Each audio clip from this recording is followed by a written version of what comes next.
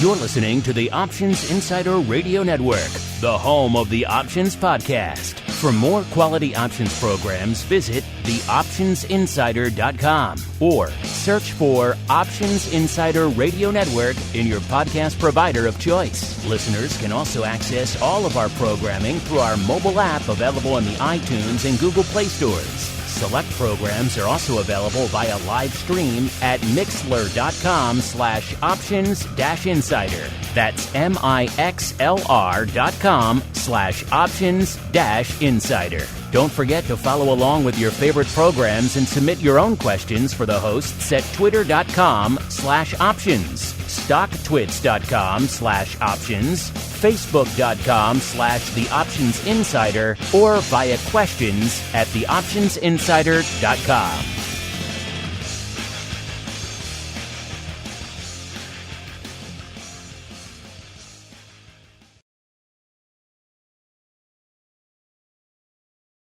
It is a dangerous world out there. Volatility is on the rise, and your clients' portfolios are under assault from a growing number of threats. Simple diversification is no longer enough to shield the assets under your protection. Registered investment advisors, financial planners, and asset managers need a new weapon in their war on risk. Welcome to the Advisor's Option, the program designed to arm busy advisors with the information necessary to properly manage risk in this volatile environment. From options education, trading strategies and tips, to industry news and interviews, you'll find it all on the Advisor's Option. The Advisor's Option is brought to you by the Options Industry Council. The OIC was created to educate investors and their financial advisors about the benefits and risks of exchange-traded equity options. For more information on how the OIC can help you implement options in your practice, please visit optionseducation.org. The Advisor's Option is also brought to you by SWAN Global Investments. Since 1997, SWAN has been the leader in hedged equity and option income strategies with GIPS verified results. SWAN provides unique and valuable solutions to the inherent weaknesses of asset allocation, offering defined risk strategies that allow upside participation while also protecting advisors and investors against market risk. For more information about our advisor program for separately managed accounts, SWAN defined risk mutual funds, or our proprietary option overlay strategies, please contact Randy Swan at swanglobalinvestments.com. Think outside the style box. Think SWAN when deciding on risk management solutions to market risk. The Advisor's Option is also brought to you by Option Research and Technology Services. ORATS is your source for options backtesting. It's where you turn your ideas into results. Founded on the floor of the SIBO over 2 decades ago, ORATS is a full-service option research firm focused on helping you develop options strategies in line with your investment objectives. With a state-of-the-art backtesting platform, scanning, and implementation tools, ORATS offers end-to-end option strategy development, making the whole options trading process easier. For information about backtesting, scanning options data, including dividends and earnings, visit orats.com or email Matt Amberson at matt@orats.com. And now, it's time to learn how to implement options in your practice. It's time for the Advisor's Option. All right, everybody. That music means it is time once again for the Advisor's Option, the program for you out there, the busy financial advisor, asset manager. Maybe you're intrigued about these options things, want to learn a little bit more. Maybe your clients are coming to you saying, hey, how about them, their options? Either way, we got you covered here. My name is Mark Longo from theoptioninsider.com, as well as, of course, from this fine network. Glad to see so many people are continuing to discover the network in these troubled times. We're here for you, putting out content pretty much every day, if not multiple times per day. So make sure, if you just listen to the Advisor's Option, make sure you head on over to your platform of choice. And A, leave a review so other people can continue to discover this program. And B, make sure you subscribe to the full network so you get the whole kit and caboodle. not just the advisors options. Then you're just getting one show a month. You want to get all the other shows that are hitting you every day. We'll keep you busy. We'll keep you occupied, keep you engaged and enlightened in the world of options. Of course, if you have a question like a lot of our listeners do, make sure you hit us up. You know where to find us at Options on most of the major social media platforms out there. Our website, theoptionsinsider.com. All sorts of places for you guys to find us and make your voices heard. A lot of you did that today. We'll get to you in a little bit. First, let me welcome on my cohorts here for the Advisors Option Program. First, let's go out. Let's dial that clock, the arm of the clock, all the way out to the Atlantic, where we go to that little tropical island, which once again has been visited by Mother Nature. Yes, we're talking about Puerto Rico, where we are joined once again by the Director of Risk himself, a.k.a. Mr. Chris Hausman, a.k.a. the Portfolio Manager over there at SWAN Global Investments. Mr. Chris, welcome back to the program, and I'm going to bump up a listener from our office hour segment because they have concern for you, Chris. It's Ilian wants to know, how is the Risk Director and all the SWAN team doing after the big storm in Puerto Rico? So, Chris, of course, another big hurricane just came your way, which is why, of course, spoiler, listeners, why we're delayed a week here. Wanted to make sure Chris and the team had power to do the show. So, Chris, A, welcome back to the show, and B, our listeners want to know, how are you and the folks doing down there in Puerto Rico, sir? Well, thanks, Mark, and guys, good to be back on, and I really appreciate the concern from everybody out there. So, yeah, I mean, that was our first test. We got ready. We survived it, and like I told you guys earlier, then we launched it up the East Coast. So nothing new for us, and just getting ready for the next one. So hopefully we don't get hit, or anybody gets hit by a major one this year. You said, you know what, we don't want this anymore. Let's send it up to those folks in New Hampshire. They could use a little bit of gusty, blustery wind up there. So let's go up there ourselves, all the way up to New Hampshire, where we are joined once again by Mr. Matt Amberson, the principal over there at ORATS, a.k.a. Options Research and Technology Services. Mr. Amberson, welcome back to the program. How are you guys faring in the remnants of said hurricane, sir? Well, after we delayed the show for Chris, he was nice enough to send it up here and knock the power out last night. But walking on the beach today, the waves are good, so we're waxing up our boards, and we're getting ready to go in after the podcast, Mark. Yeah, the pre- and post-storm waves are always the best, I found, growing up out there. And also, I don't know where the heck this guy is. He could be in New York. He could be in Florida. Let's find out together. He is Mr. Eric COTT, the Director of Advisor Education over there at the Options Industry Council. Mr. COTT, welcome back to the Advisors Options Program. Where are you hanging your hat these days, sir? We are in Florida, and glad to hear that Chris and the SWAN family are okay. Absolutely. We're always monitoring what goes on south of us. And for your listeners, I guess us here in Florida, we exercised a put option because we were spared. Although we had some power outages and some Wi-Fi issues, we didn't get what my colleague in New Hampshire got. And I was thinking about the Californian who is a surfer and an outdoor guy, Mateo, and was expecting him to have driven down here for the storm. I was expecting to see him kiteboarding out on the Atlantic here in Florida, but he must be doing that up in New Hampshire. Must be as well. It's time for us to keep on rolling to our first segment. It is time to get the buzz. Busy financial advisors and asset managers don't have time to follow the latest developments from the world of options, so we do it for you. It's time to get the buzz.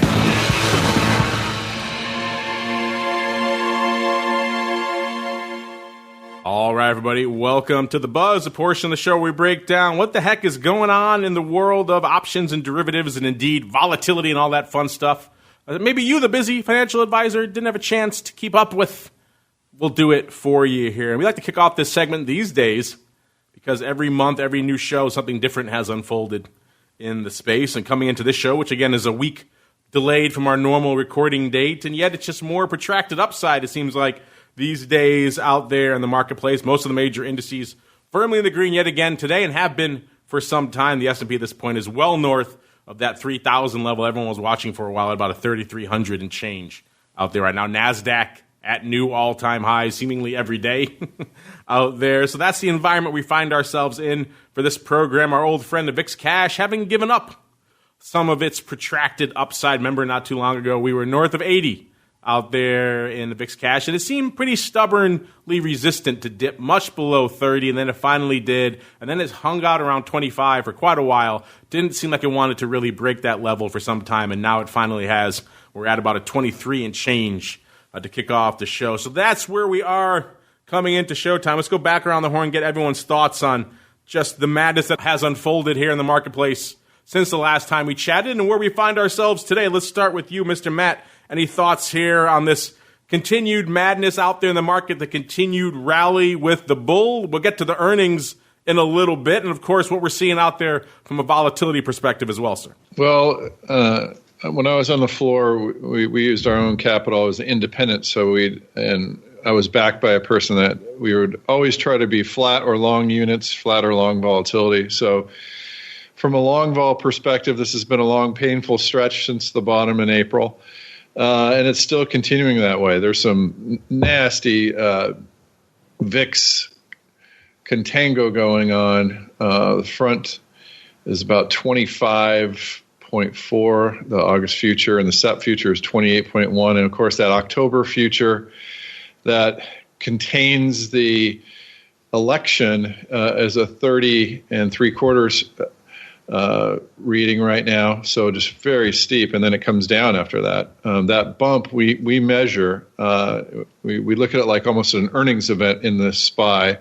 What is the implied move for the election, and that's about a 3.5% right now. So that's been fun to watch. Liquidity has been pretty decent. We were noticing some long-term SPX problems as far as width, but now that's even come down.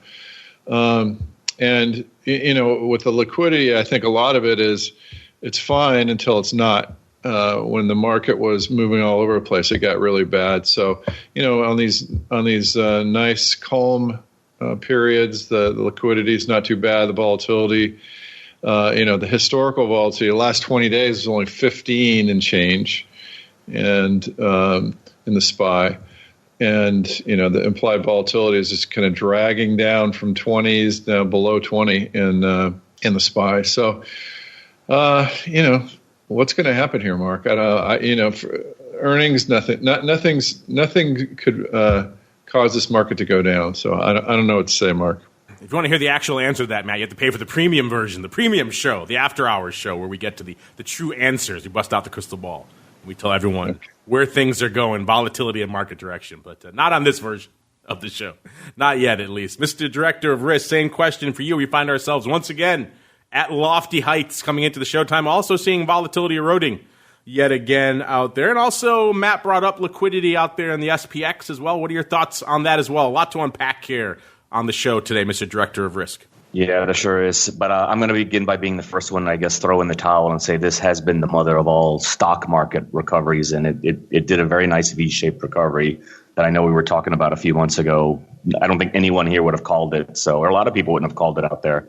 But as far as the volatility landscape is concerned, there has been that bump in the term structure around elections, and what we're seeing right now is really a lot of demand for post-election hedging. I don't think the issue seems to be changing from what's going to happen on election night to we may not know who our president is the next morning on November 4th. So I think a lot of the hedges are starting to be pushed out towards the end of the year, more in December now as opposed to right before the election or right around the election. So it'll be interesting to see how much that term structure normalizes after the election, especially if we do know who the president is, the morning of November 4th or not. But the other interesting thing to note, and I'll piggyback on Matt here, is really realized vol has been crushed here. 5-day realized vol is at a 3, and 10 days at an 11, with a VIX still trading 23 right now. So there's a huge risk premium right there. So it's kind of like, the markets aren't moving, or they're moving very slowly to the upside now, and people just don't want to believe it. So yeah, it's been tough holding on to long vol here,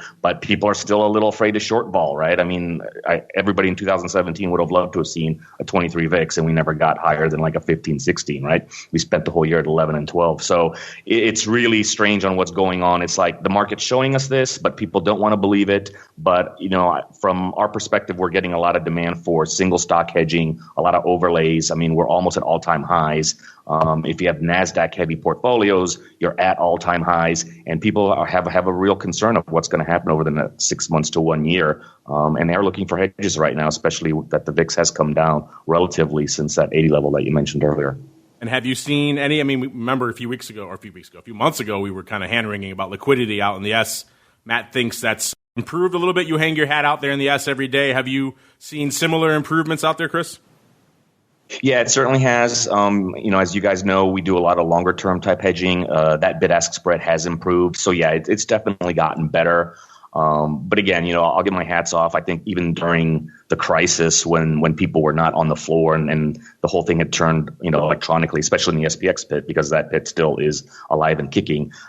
People did a very good job of getting trades done and keeping, trading around theoretical. It may have looked white on the screens because of that unknown, like, am I going to find a liquidity provider? But for the most part, everybody was doing their job. So like they were trained and expecting that day to come where they would have to have some type of an emergency. I think since 9/11, I think we've all been trained to have a secondary or a tertiary type place to go and trade or be able to lay off operations. So it was a test for everybody.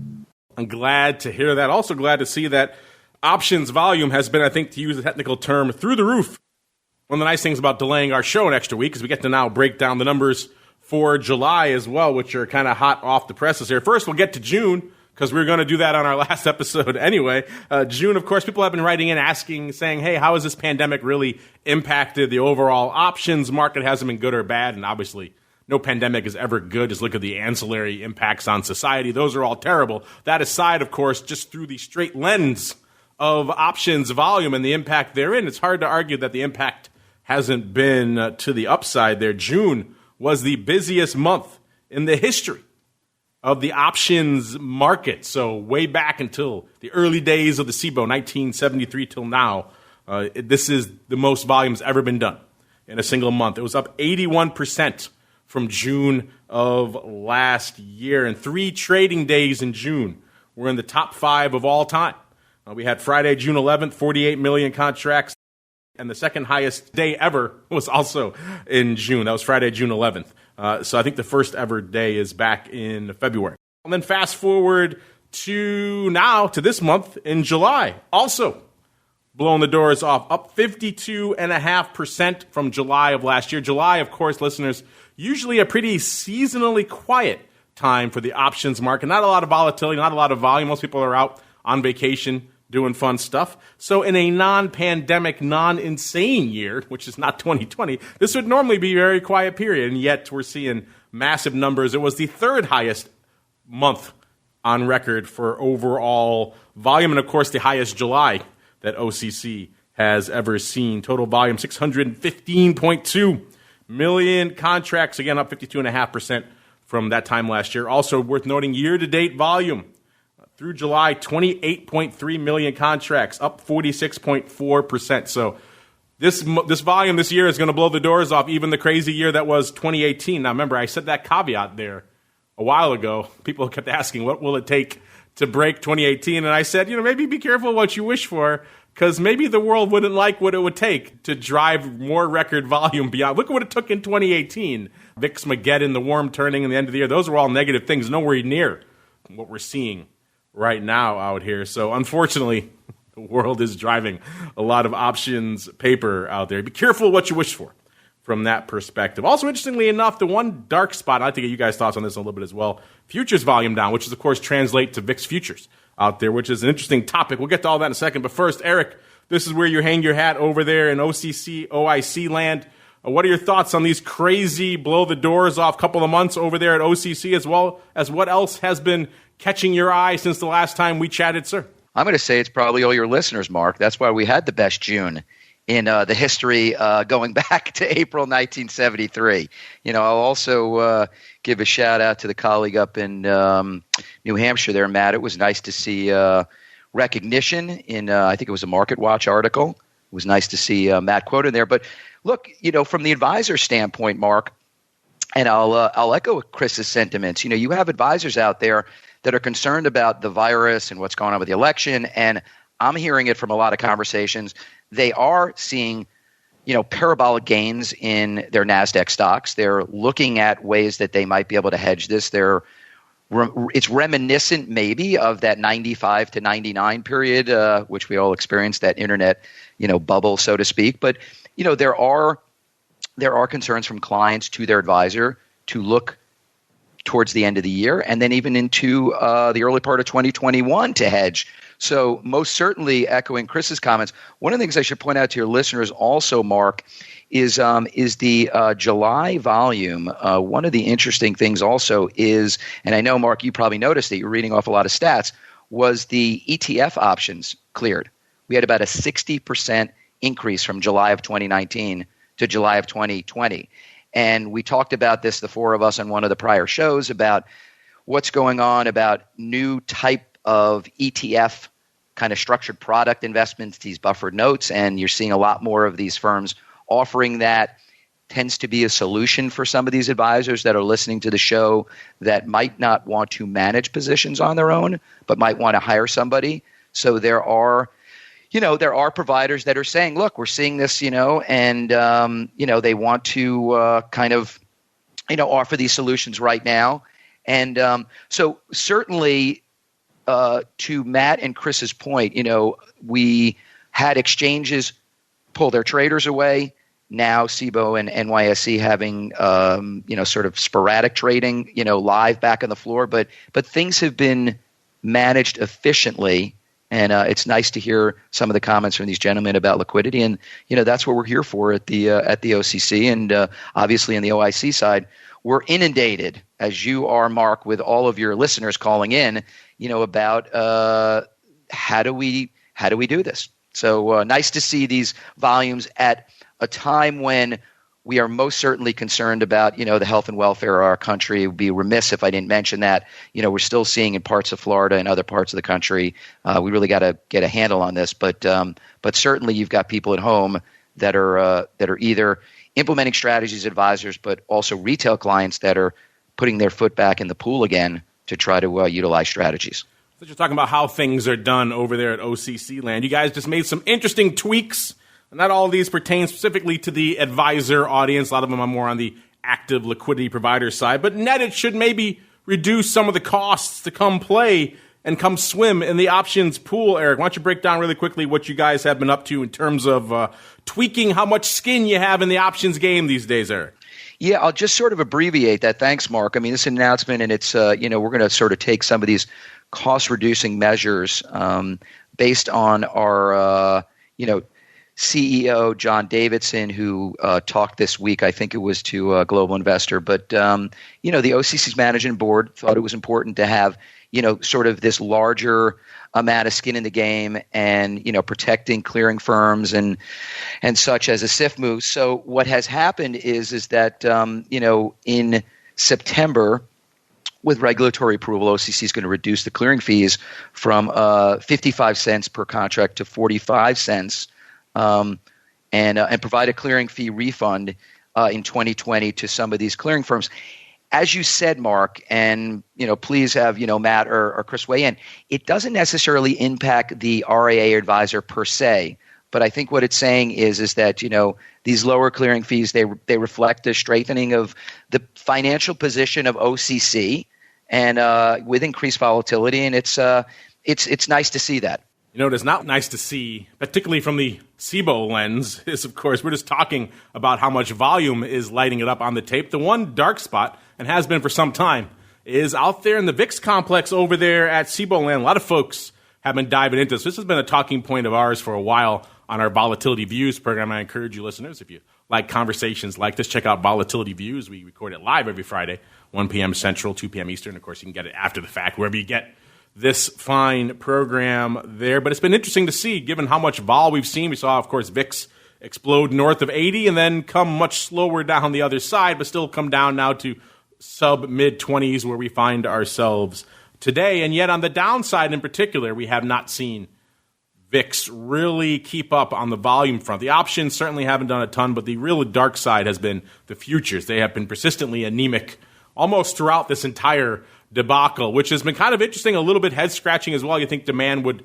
persist in times like the mad maelstrom of March and beyond, and yet we haven't really seen a lot of that out there. I've heard a lot of people speculate and hypothesize as to reasons why they might think that. Of course, I think Crane just had a big write-up about why they think this is happening. Other places are starting to pick up. It's becoming much more of a mainstream talking point out there as well, which is kind of interesting. A lot of you I know like to come to the market through the lens of volatility and VIX, so this, of course, is relevant to you and a lot of your clients. Maybe Mr. Director of Risk, we'll start with you, sir. What are your thoughts here on just in general? We've seen a lot of vol in the options marketplace, and that vol has been pretty stubborn on refusing to come off in a very aggressive pace, and yet we haven't seen commensurate VIX options and certainly not futures volume out there. What are your thoughts on that and maybe some interesting reasons why, Chris? Well, the VIX is a complicated product to trade. I know it sounds very sexy. I mean, when it just rolls off your tongue, it's sexy VIX, right? And everybody wants to touch that shiny car all the time. But remember, it's a mean reverting product. It has its nuances. And it's not pure volatility. Unfortunately, the VIX, as we all know, is a strip of strikes. And that means it can have a lot. It goes all the way down until it has zero bids or consecutive zero bids, and it even has nickel bids in there. So it really, really is not about volatility anymore. There's a tremendous amount of skew embedded into the calculation. There's a whole lot of kurtosis, which are those little baby options embedded. And that was the whole principle of the, remember when we talked about, are people manipulating the print because they're putting shill bids or shill offers on those wings, which have an effect on the calculation. So, for me, when I talk about, where's volatility in a certain product, I talk about the at-the-money strike. That's all I talk about. I talk about where's the at-the-money straddle, because that's the only thing that is pure volatility. Once you start going up to the wings, right, you start looking at strikes that are not at the money. Well, then you start getting all this other junk in there, like skew and kurtosis. And unfortunately, the VIX has a lot of these other things in there, and it's not a pure representation of volatility. I almost wish they'd go back to the old VIX where they just would have, it was just the front couple of months, and they did, 2 strikes up and 2 strikes below. That is a much better indication. And I still follow the old VIX. That is a much better indication of what volatility really is doing instead of having all these, additional strikes embedded. Interesting. You're a fan of the old school VIX out there. Maybe a Voldex or a SKUDEX product is more along your lines, which is effectively old school VIX, right? They just take the ad the money. They strip out all, as you put it, the skew and kurtosis junk there, Chris, which is certainly interesting. Mr. Matt, same question for you. Any thoughts on why you think this dearth of volume is happening, particularly out there in the futures? And also, are you on the same page as Mr. Director of Risk? Are you not a fan of the added flavor enhancements, shall we say, that they've added to VIX over the years, including the put and the call wing, sir? Well, I'll say one thing. I try to trade options in the VIX, and it's very thin. As a matter of fact, I have my strategy. We've talked about the back testing of the VXX versus the VIX puts, and the VIX puts, long VIX puts does better, especially in these steep environments. So I'm going to try to trade. I'm going to do something that I haven't done. I'm going to try to trade on air right now a 2-lot. And what's happened before is I've pulled the offer, and they gave me 1 and then moved the market. So this is a problem. So I'm going to see what happens right here. I'm going for a 2-lot. I'm going to trade it. I got 2. So I think the problem is for whatever reason, it's very difficult to get options done. It must have something to do with the futures behind it. But I've been having some problems in the VIX. I have learned to love the VIX puts, but I'm still having some problems with liquidity. So I think that might have something to do with it, Mark. Interesting. Our first live 2-lot here on the advisor's option. I like it. Eric, I know this has been on your radar here as well. Any thoughts on kind of the surprising dearth of VIX volume, as well as Matt's sizable 2-lot, sir? We do get calls. I'll say we get calls into investor services at OIC, and Matt hit on it. Advisors who maybe want to become a little more left wing or left lane sophisticated, want to start trading this. And there are issues at certain firms that allow them to do this. The other thing is the 4 of us were down in Florida a couple of years ago, and I realized that one of the other exchanges introduced a vol index themselves. So I have to be agnostic here. I'm representing all the exchanges, but there is this arms race between exchanges to start to devise other vol indexes that are going to appeal to the masses, whether it's buy or sell side.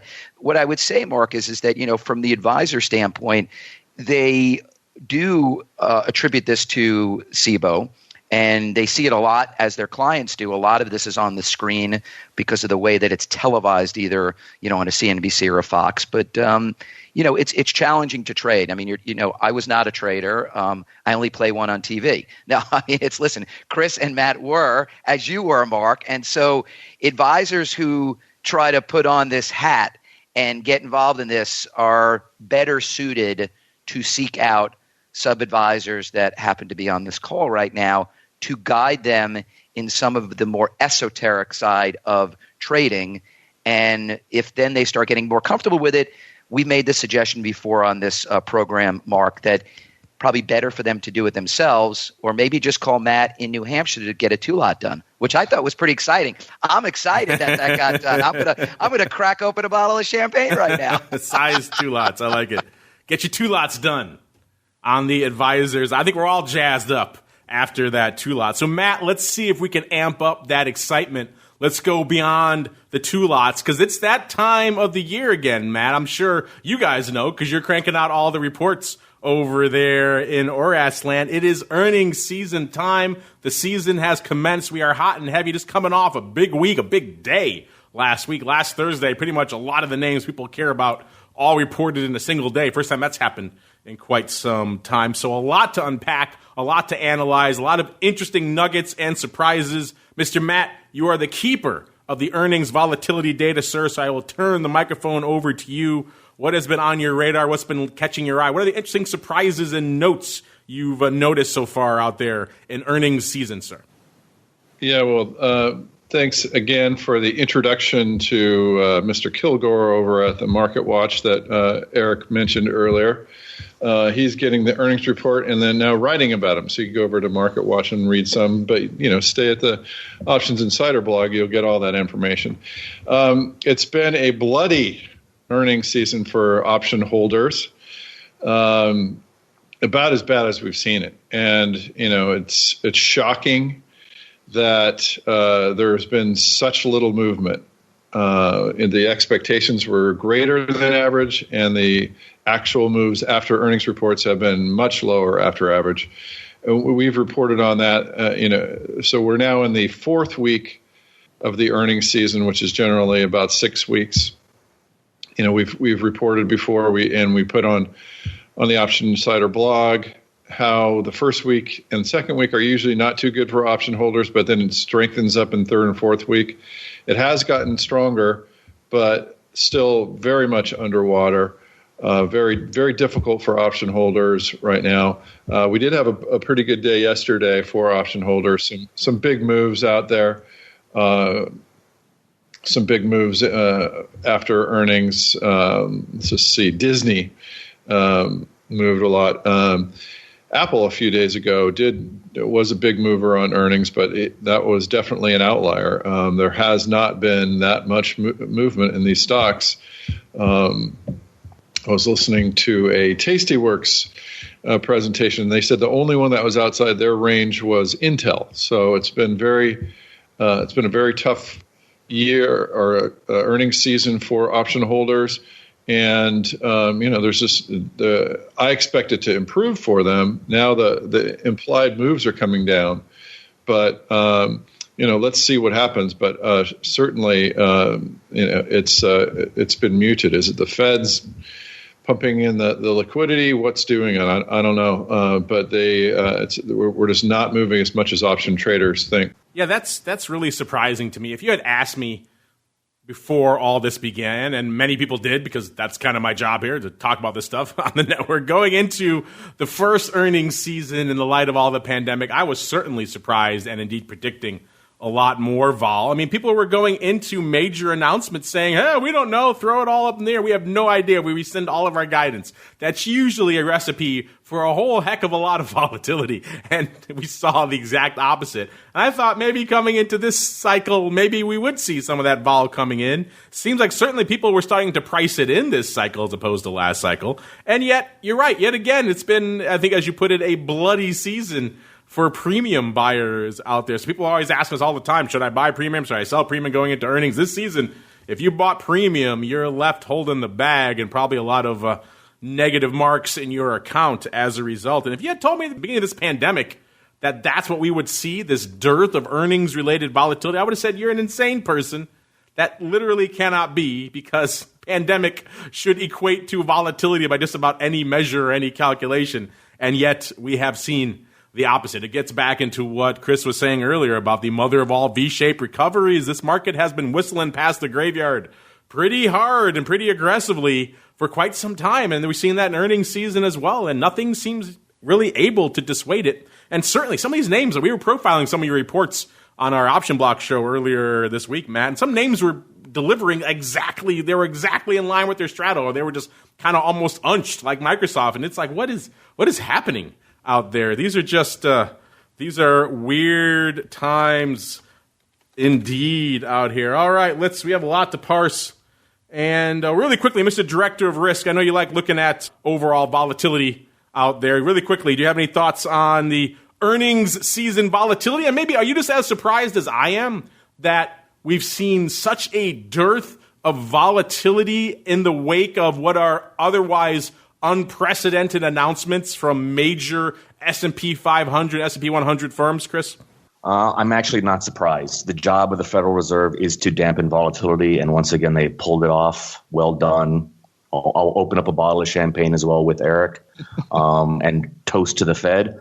But no, you know what, Vol, again, I think Vol probably, we expected, first of all, you have all these analysts lowering their expectations, and they do this every time. They did this during the techs. They did this during the GFC. They'll lower the expectations and make it sound like it's going to be so awful out there. And then when they just beat a little bit, everyone starts looking around and saying, oh, it's not that bad. But people were expecting it to be very bad this time around. And so you had these elevated vols.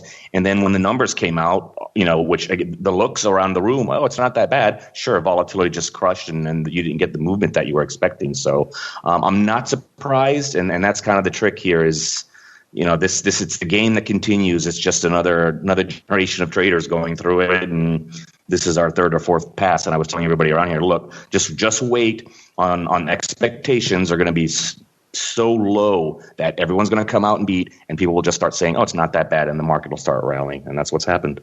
It's kind of analogous to a presidential debate. Before that debate, it's the only time you ever hear a campaign talking their guy down. And it's the same thing before an earnings announcement. Companies are like, oh, my God, this is terrible. We can't possibly sell an iPhone to save our lives. Oh, wait, surprise. Don't look behind the curtain. Here we go. We sold all the iPhones. So, yeah, it's a similar period that we find ourselves in out there. Meanwhile, though, it's time for a little bit of the old options education. It's time for your Options 101. It's time to learn how to manage risk and generate additional income for your clients. It's time for Options 101.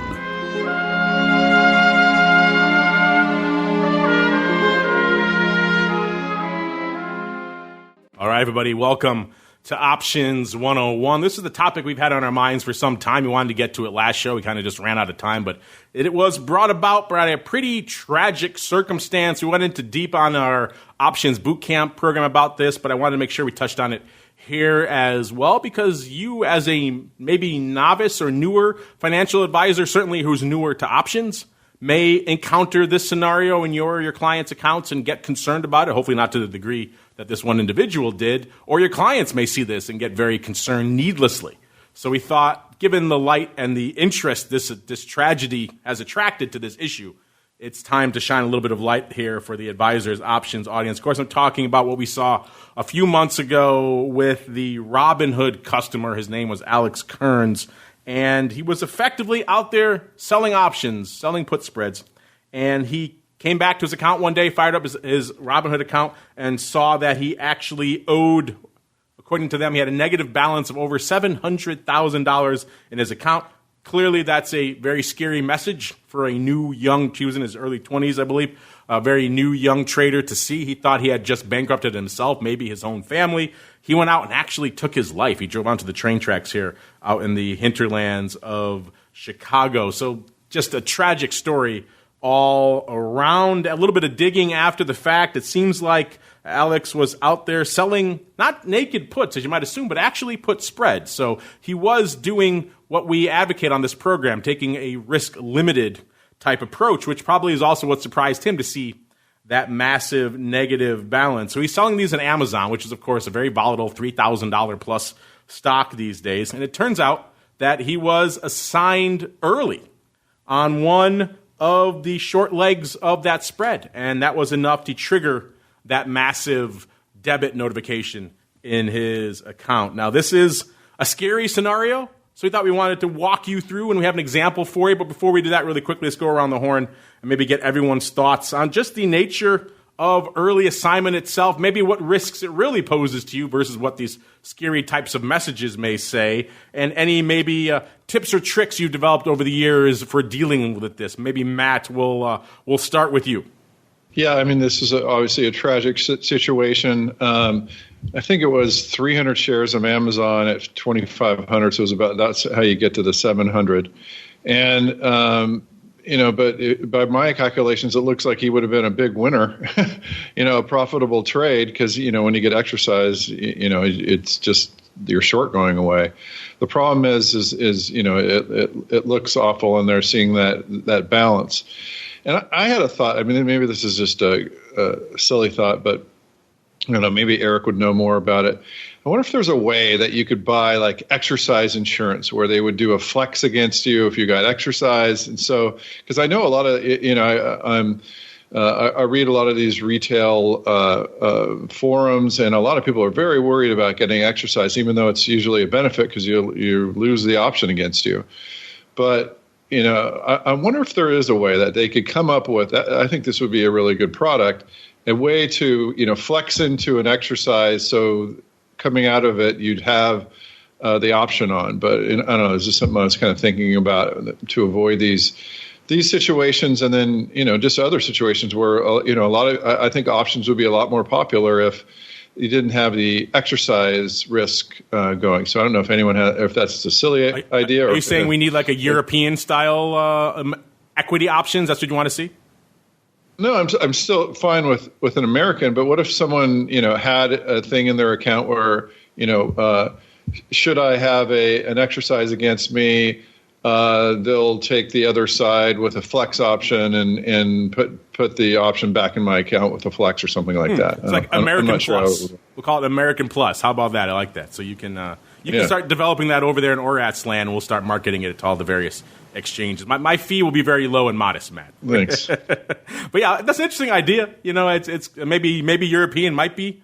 Of course, you're right. They have some of the premium issues that you get on the American side that you don't get in all of our juicy put sellers like that extra juice, and sometimes they come up short, literally in this case, unfortunately, on this one. Chris, any thoughts on this and just the overall notion of the risks, and maybe the perceived versus the real risks of early assignments, sir? So American style options actually do have an exercise value built in. So it's a matter of extracting that value if you have a very good model, getting a probability, and then there's the price of your insurance contract, and then Eric can come along and list options on those insurance contracts, and we can start all these new different products. But getting back to exercise and assignment, it is a concept that is very it's one of the least understood concepts out there. And the reality with exercising or being assigned is that there's a synthetic being traded. It's actually an arbitrage. So, for example, I'm gonna be the educator on this one. So, let's say if you're long a put and you decide to exercise because you are the holder, you are long that put. Well, you exercise, that put goes away. You get to sell your stock, but now you have risk, right? Now you're short some stock, so there's risk. So if you want to do this in a riskless way, what you want to do is you go in and you buy the call right at that strike. So if your short stock goes above the call price, you're fine, you're hedged. So what you're actually doing is you're selling put via the exercise, you're selling stock because you have that right, and then you buy your call to cover your upside risk, and that's called a reversal. And that thing is really it's a banking issue. In other words, it's a cost to carry. It's a cost less a benefit. So basically what you have to do is there's a formula out there where you can figure out, well, here's my cost to carry. Here's my dividend stream or my benefits. And then that's how you make the decision whether you should exercise a put or how you exercise a call. And there's some timing issues. Put exercises can happen at any point in time. A call exercise theoretically should only happen right before the X date because there's no reason to hold a stock any longer than you need to get that dividend, right? That's why you exercise a call. You're trying to get that dividend. That benefit is greater than the cost of holding the stock and the price of that out of the money put. So just to kind of, I know that was a lot to swallow. That was a quick 60-second lesson on exercise and assignment. But the reality is it comes down to synthetics once again. And exercise is a simple formula. And it's really just a simple arbitrage. It is very simple, even though sometimes these crazy debits may make it seem a lot more scary and intimidating. So we're going to walk you through an example now, listeners, a very basic example. So not a $3,000 Amazon, just our old friend XYZ. Let's say it's trading around $50 these days. You decide to come in. Maybe you want to pick up a little premium. Maybe you want to pick up a little bit of downside there in XYZ. So you decide to sell the 45-40 put spread, so a $5 put spread 10 times.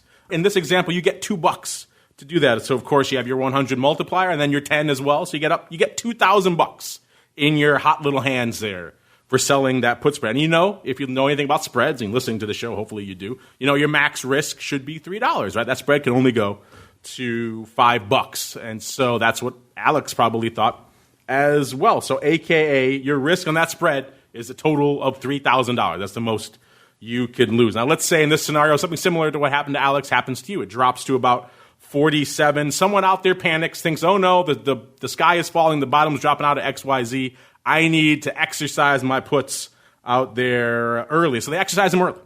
And so what you find yourself is now you're assigned early on the short 45 puts that you sold, the 45 strike puts. So now you log into your account. Instead of seeing some portion of that $2,000 balance credit you thought you had in your account, you come in, you see a debit for around $45,000. Remember, you're buying the stock at the 45 strike. Each one of those contracts is for 100 shares. And then for a 10 lot, in this case, you got assigned on all 10. That's $45,000 or some portion therein. It's going to depend on your brokerage. Maybe they'll let you buy it on margin, so it's half of that. But either way, it's going to be a pretty massive debit, much larger than the credit balance you thought you had. Now, this, if you don't know what the hell is going on, this could be very terrifying. And we saw this, unfortunately, play out very tragically in this Robinhood scenario. So the first step when this happens to you is to stay calm for you and advocate for your clients as well. At the end of the day, nothing has really changed about the risk in your account. In this case, you still have the puts that you purchased in this case. So in this scenario, you had the 45-40 put spread. So you bought those 40 puts. So your risk to the downside is stopped out still at the 40 strike. So let's say this customer was right and the bottom is falling out. The stock drops to 10. Well, guess what you could do? You can exercise your 40 puts. And so still your risk is only limited to that 40 strike. So at the end of the day, your max loss is still only going to be that $3,000. Remember, it could cost you $45,000 to buy the stock at 45, buy 1,000 shares. The worst you can sell it out for is $40. So that's $40,000 back in your account, plus the $2,000 you made for selling the put. So that works out to about $3,000. So you see all these big, scary, crazy debits floating around in your account when in the end of the day, actually your risk hasn't changed. And secondly, as Matt alluded to earlier, one of the tragic ironies of this case is that if this trade had held on, and obviously you probably wouldn't have had the capital to buy 300 shares of Amazon. It's very expensive. But still, let's say in the scenario he did, that trade would have worked out. And that's often the case with early assignment. Someone is panicking. As Chris just alluded to you earlier, there's really no economic reason outside of trying to capture a dividend with a call option to exercise an option earlier. You're losing all of that extrinsic value on that option. You'll always be better off selling it in the marketplace. You'll get more money for it. So if someone's doing this, they're probably acting a little bit irrationally, or maybe they think something crazy is afoot. Maybe they think they have some inside information on the stock. So if you're being assigned in this scenario, usually that means you got a good deal. You're getting that option for just the intrinsic value. So you're actually making money on that. So if all things are equal, you're actually probably going to work out all right. And of course, you're not on the hook for the stock. You don't have to buy it just because you're seeing that giant debit. Most brokers will show you some sort of print that will reflect this, but that's what the debit would have been in Alex's account, let's say, for example, if he decided to actually come buy that stock at that level, which you don't have to, of course. That's just an option, pun intended.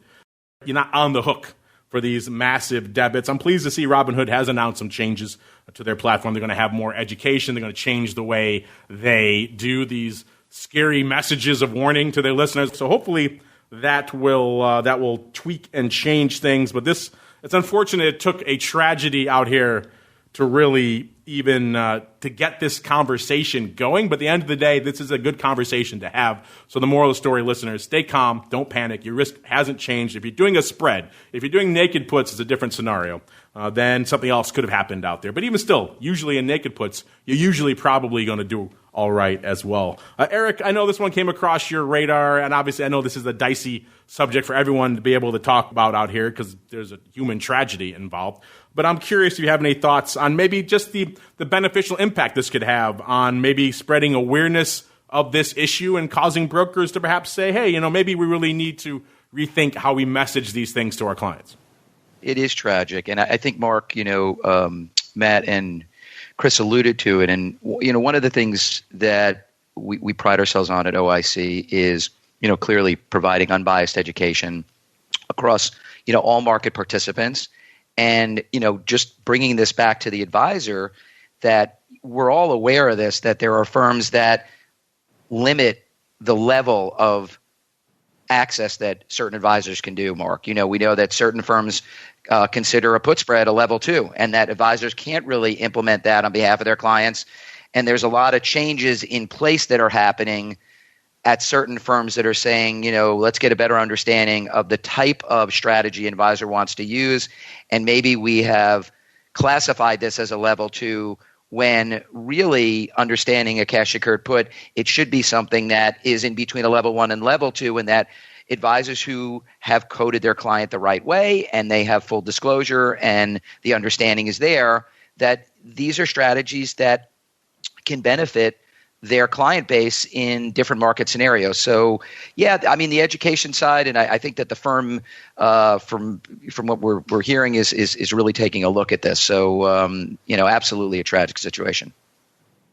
All right, let's see if you guys have some more questions up your sleeves, and spoiler alert, you do, so let's get to answering them with time for our office hours.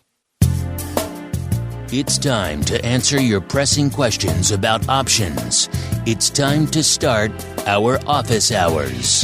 You can become a part of this segment by leaving a question on theoptionsinsider.com, emailing us at questions@theoptionsinsider.com, or via social media at twitter.com/options, facebook.com/theoptionsinsider, or stocktwits.com/optionsinsider.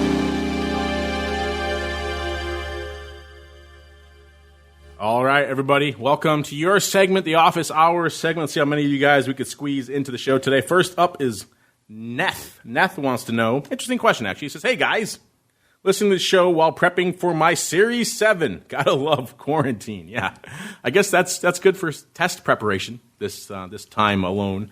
Looking over the options section, it looks like it's a little, quote, limited. Is this really all they want me to know? Have any of you guys taken this exam? What are your thoughts on the options component? Thank you. And he includes a link to what some of the discussion topics and strategy topics they suggest for studying for the options portion of Series 7. They say they're going to cover the following areas: puts, calls, straddles, spreads, hedges, and covered contracts. And with these subcategories of maximum profit or gains, maximum loss, break even, and expected direction of stock movement for profit, including up or down, bullish or bearish out there. So it's kind of the basics. It's kind of, the bare minimum of dipping your toes out in the waters out there. But it's interesting nonetheless. This has been kind of a popular refrain on our network for a long time since we started it, that, hey, maybe the Series 7 should go into this a little bit harder because that might bring more people to the dark side of options. Eric, I know you had a Series 7, I believe, back in the day. Maybe you still have it. I don't know. And I know you're familiar with the exam nonetheless. What are your thoughts here on kind of the frequent refrain that maybe the Series 7 should go a little bit deeper into options, sir? Well, this is going back when I had hair, Mark, and this is like 25 plus years ago when I did get my Series 7, and the exam was a lot different then. I know that there was a focal point on derivatives and municipals, which is also part of my background. So, from what I know on the revised Series 7, which happened a little while, maybe a couple of years ago, where they did refine some of it and they've expanded out with other topics. They've also added in on the covered contract side and have delved a little bit more into the strategies. And that really is good to see that they've incorporated that in there. It's funny, Mark, because I've probably talked about this before in your show. Advisors tend to be reticent to talk about this topic because they have such a bad taste in their mouth from taking their Series 7 and looking at that infamous box the rights and obligations and the puts and calls. And it brings back nightmares for a lot of advisors that have that index card in their head. So, it's something that I do know that they went in and they revised a little bit. It's interesting because I think our colleagues up north, up in Canada, they years ago had revamped their testing up there and made it a little bit more sophisticated on the derivative side. So great question from your listener.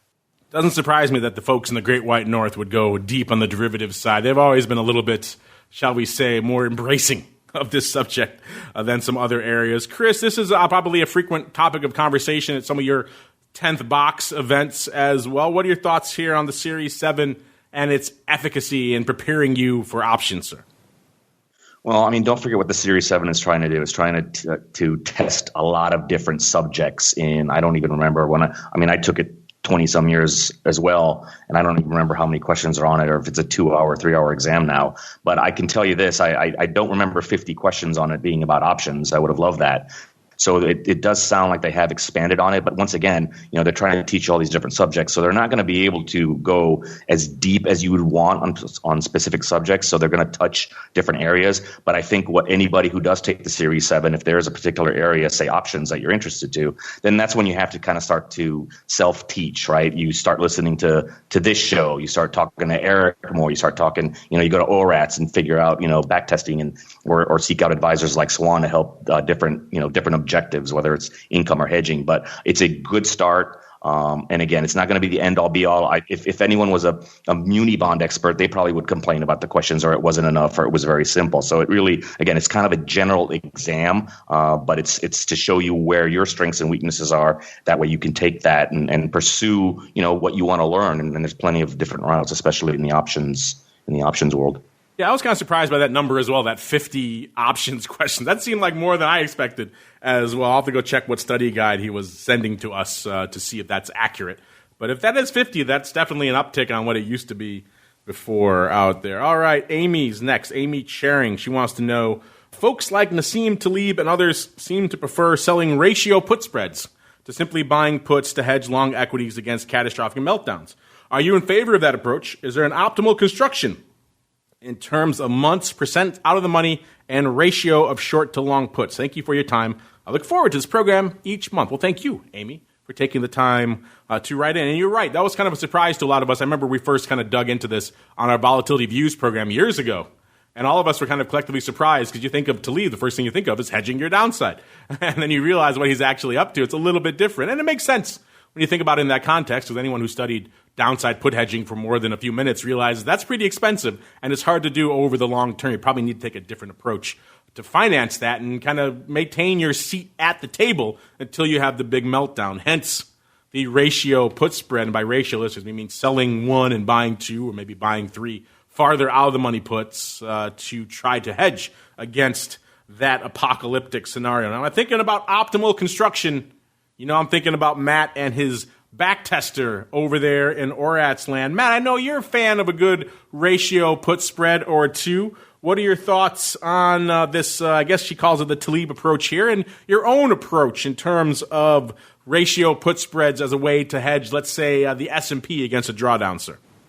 So we're doing a lot more consulting and working with clients, and we have these back tests that now run thousands, tens of thousands of tests and shows the optimal relationships. So it's been a lot of fun and getting some really good clients. I know that Nassim Taleb is part of Universa Fund, and not only do they do the puts in Spitznagel, I read his book, but they also do a lot of ratios in the VIX calls, selling a meaty call and buying a bunch of smaller calls. So there are a couple of ways to do that, and the VIX acts as a negative put, I guess. So they're protecting themselves with various things. But yeah, Amy's right. It does cost a lot to buy these puts outright, and a good strategy is to find the right relationship, and this is one of the things that I love doing because I'm a conservative type guy. That's how I was taught to trade when being a market maker, and that's how I approach my investments as well. And so I have these So I have these long puts and then some short puts. We've been testing some very short puts, 10 days, and been testing some longer puts against those 100 days out of the money. And one of the things that you could do is just not sell the put when it's looking pretty bad, and you still have those longer term puts that will blow up when things get dicey out there. But those short puts that you've sold, the shorter term puts are providing you a pretty good theta. So it's not costing you a whole lot. So we've done some very interesting tests, and as far as the right ratio, it's hard to say, but obviously you want some units, but if you get those longer dated, you have more vega. So when it goes down, you have more premium. It's not always just the number of units out there. So those are the things that I like to think about, Chris and Mark. Unfortunately, that music means we come to the end of another enjoyable sojourn through the world of options. Man, we hit on so many interesting topics out there. What's going on from an overall volume perspective? What's not happening maybe in the realm of VIX and volatility? Early assignment, maybe some of the things you could do to mitigate that and not be too scared about all that. And of course, all your questions, ratio, put spreads, the Series 7. You guys always take us in interesting directions.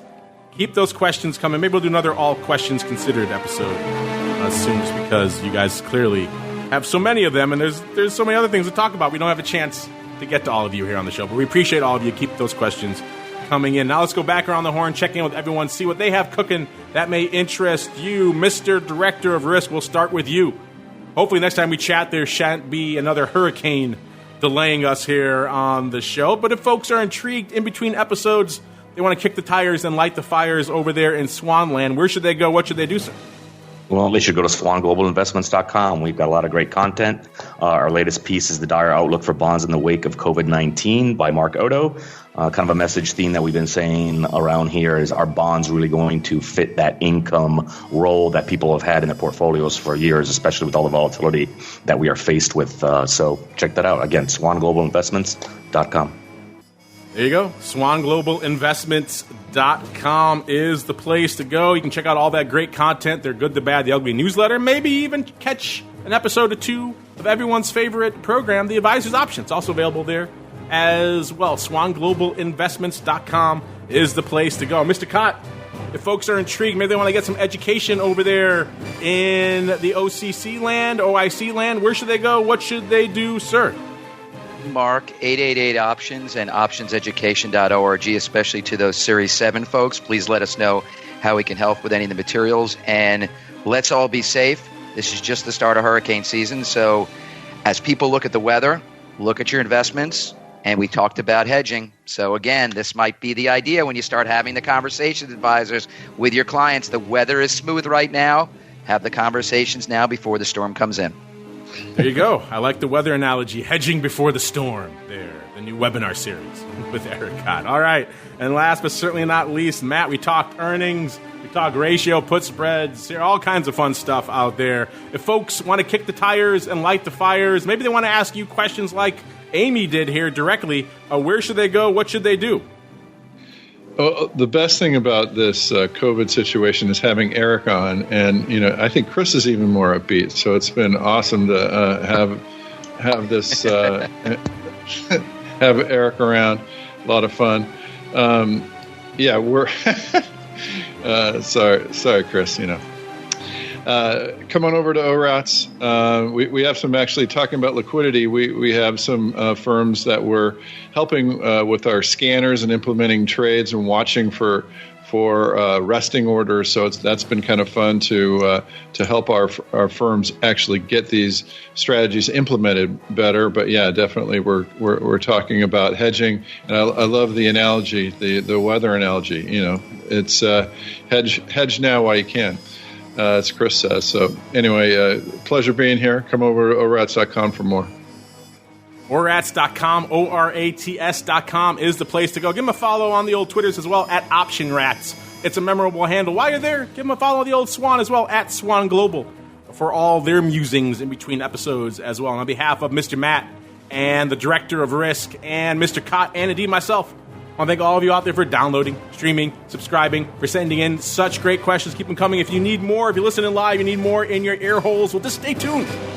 We're mixing up our schedule like crazy here this week, so I'll be back in just a few minutes with the once and future Dr. Vix to talk about all things volatility and the mysteries therein of all things VIX. So if that intrigues you, stay tuned for that. Otherwise, if you're listening after the fact, thanks for tuning in. Just hit next. You'll get Options Bootcamp and a whole bunch more.